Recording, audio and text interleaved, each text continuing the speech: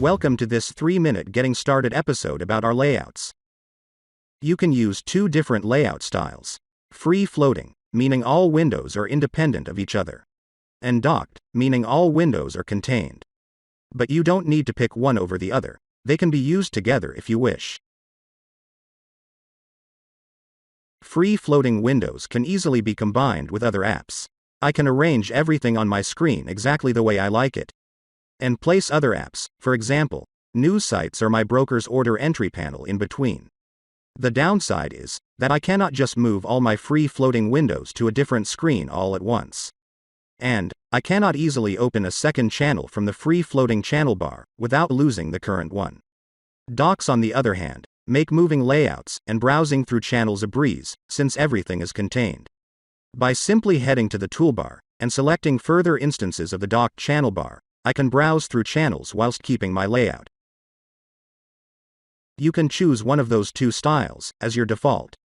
To do so, go to the toolbar, open the Tools tab, select Options, and then Layouts. If you would like all newly opened windows to automatically open in a dock, check this option. Let me quickly show you the effect a checkmark in this box has.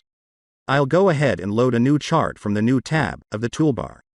And voila, we have a chart in a dock, because we told the program to always open new windows in docks. For comparison, let's see what happens if this box is unchecked. I'll load a new chart from the toolbar again. And voila, we now have a free floating chart. I am not stuck with this style though.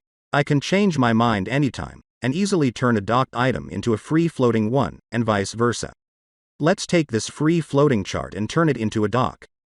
To do so, I simply right-click into it, and select Duplicate into New Dock window. Now I have a docked copy of the free floating chart. If I would like to add this chart to an already existing dock, like this dock called Trade Ideas Pro Dock New, I select this option instead. As you can see, I now have two charts in this dock. This of course also works the other way around.